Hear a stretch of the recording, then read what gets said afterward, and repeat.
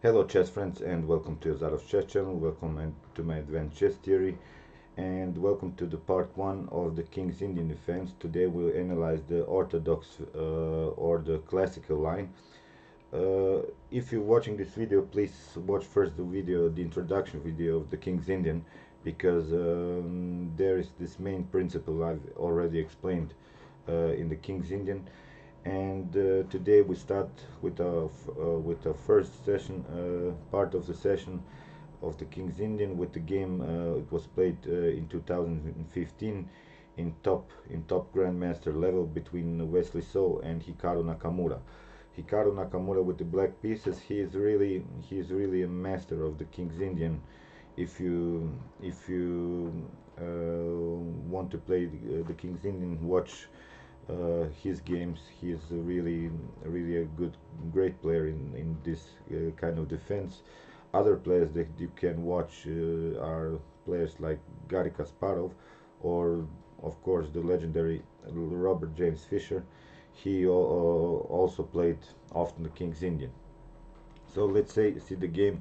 It was really a great game by Hikaru Nakamura, and he applied these principles that I told you in my introduction of this King's Indian defense. So let's see the game. It started with this typical setup: c4, g6, knight to c3, bishop to g7. Now e4, d6, castling, bishop to e2, and now e5, castling, and now this move knight to c6, and after d5 and knight to e7, with this after knight to e7, sorry about that. We have again this what I've told you before, this block center. You see here this pawn structure built this block center, and I've already told you that black has weaknesses here on the queen side, but he has good coordination of the pieces that all are aiming on the queen side, and that's where you should attack. So after knight to e1, Hikaru plays this move. Hikaru plays this move, knight to d7. Now came f3, and now after f5, this bishop to e3. So this is this orthodox setup by white, and it's I've told you earlier before. After move from f3, this knight from f3 to e1, and the bishop to e3, white is gonna come with this knight on d3 and play an early c5 move. So that's the weakness of black here, and I'll show you how you should handle this types of attack of white. So now f4, of course, with the tempo on the bishop, and bishop to f2 remaining on this diagonal. It's important for white to create an attack on the queen side. Of course, we have again this race situation where white will attack on the queen side and black will attack on the king side.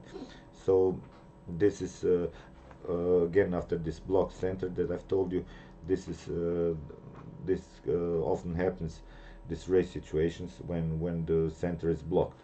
So now Hikaru plays g5. He wants to remain at least a couple moves with this protection with this knight on d7 to protect this c5 square, at least a little bit slowing down the attack of white.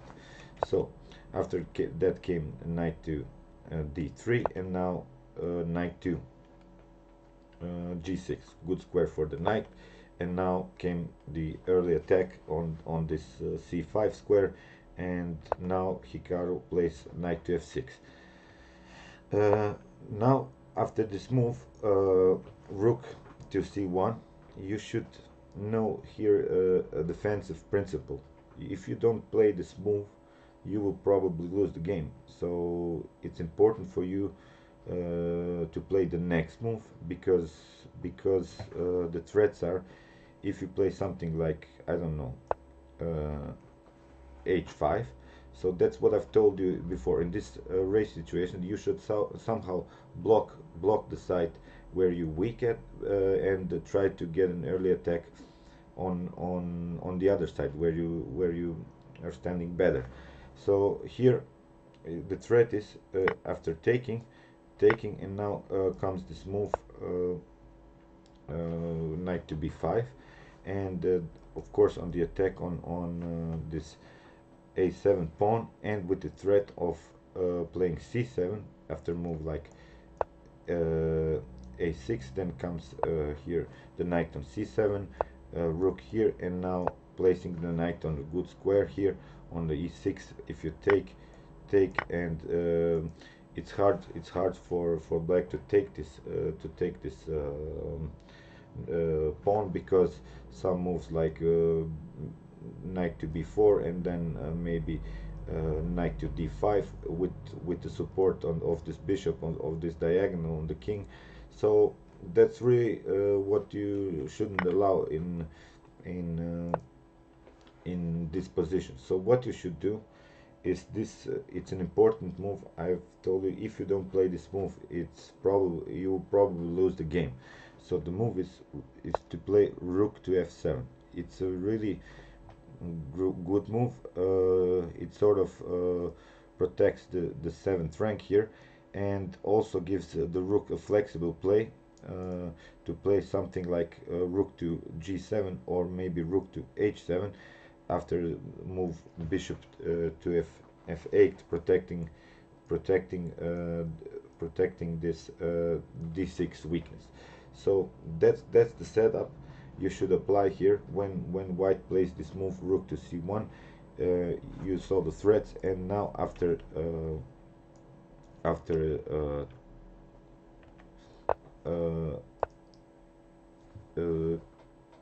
king to h8, then came the move h5. So now white took on d6, and after taking on d6, now comes this threat, uh, knight to knight to b5, attacking this a7 pawn. But now it's not possible for after a6, it's not possible for white to jump on c7. Uh, so now Hikaru used the tempo on the knight, and here I think it was a better option for white to play knight on c3 instead of a3, because you see, after a3 now comes the move b5, and that's what I've told you. You see, Hikaru managed to at least somehow, for a couple moves, to block this queenside attack. So no early queenside attack is more possible.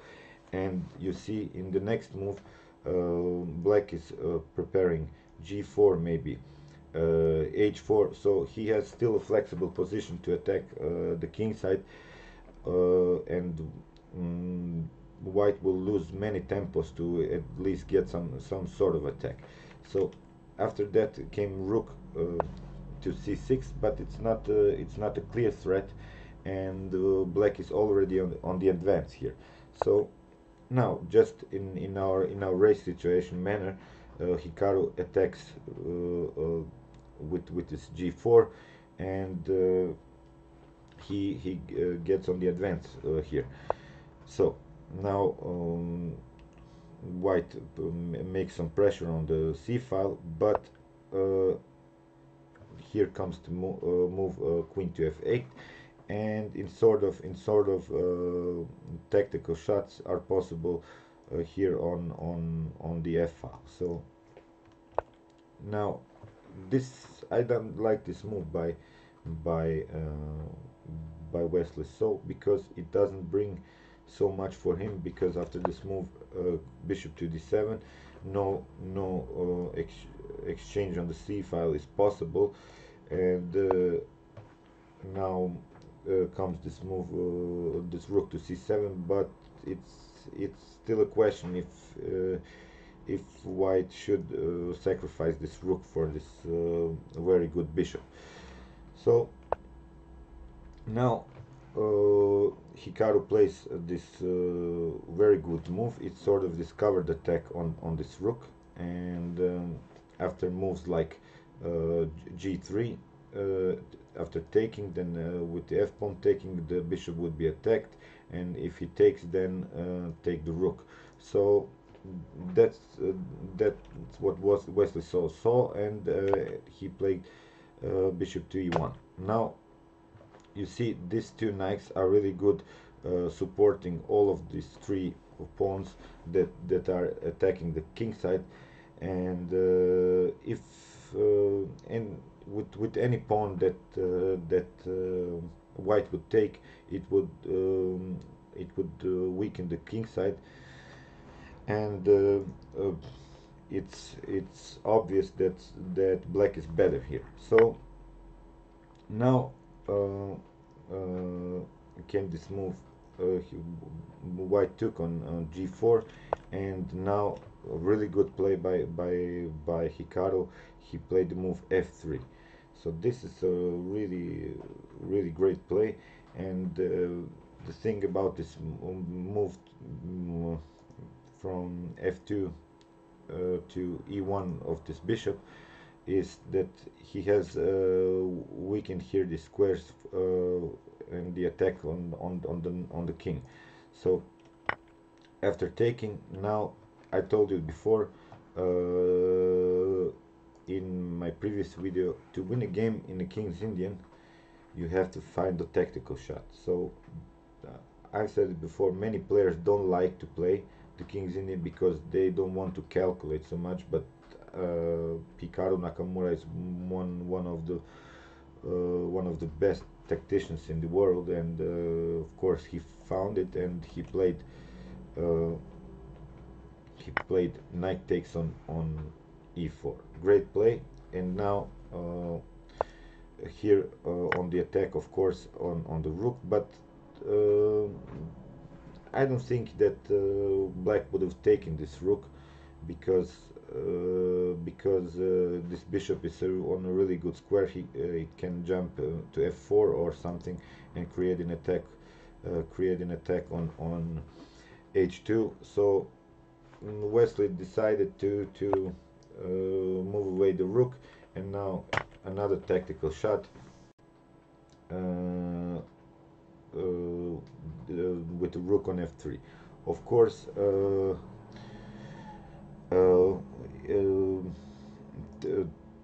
taking on f3 cannot be possible because then queen would take, and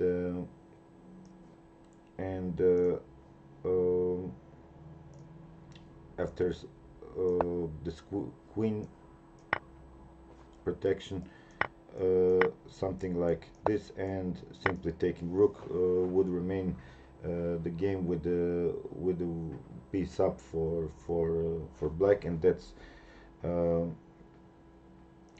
what Wesley saw wouldn't have allowed.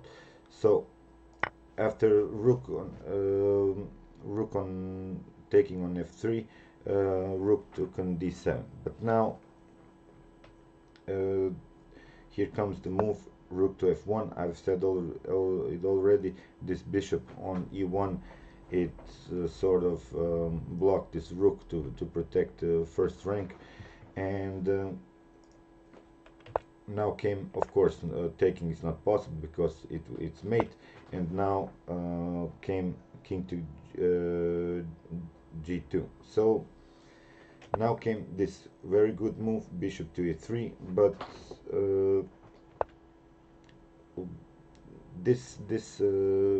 what's the idea behind this move? He wants to somehow get an exchange of this rook, but Hikaru is not interested in it, and then he played simply taking on g3, and if white takes this, then comes here this knight, and with this with that's the continuation that comes, so it's not possible for it's it's a losing game for white. So you see, after here this move on taking on g3, this bishop, so what to do, for white? Well, it's already a losing game, but now came the stunner here, knight to h4 check, then came king to h3, and now this preparation of discover check on the king, and g5 came. So if something of course now comes the discovered check with the other knight, and then came king to g4. If something like king to g3, then comes the other knight on f5 with a check, king to g2, check with the queen, and now here's checkmate. So that's not possible to take this g3 pawn. So after this check, then came this king on g4. Really annoying for white to play. He should probably have resigned this game, but now another this knight is blocking this rook away. So if he takes, then it's mate in one, and really annoying stuff for white. So after this knight on f3, then came knight to f2, but it's mate in 5, it's unavoidable. Now this check with the queen, and now this rook here, and checkmate.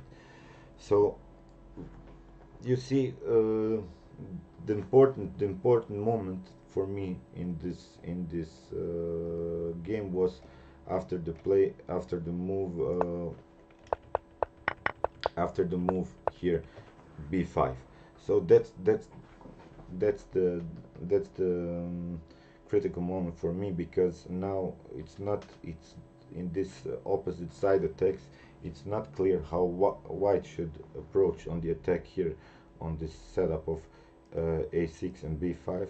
So many moves to play, and black has a clear way to attack white on his king side. So I hope you enjoyed the game, and I really said, if you like the King's Indian, then watch Hikaru Nakamura's game, and he is really the master in this opening. So thanks for watching, and in our next videos we will analyze some more King's Indian games. See you next time. Chess is the best.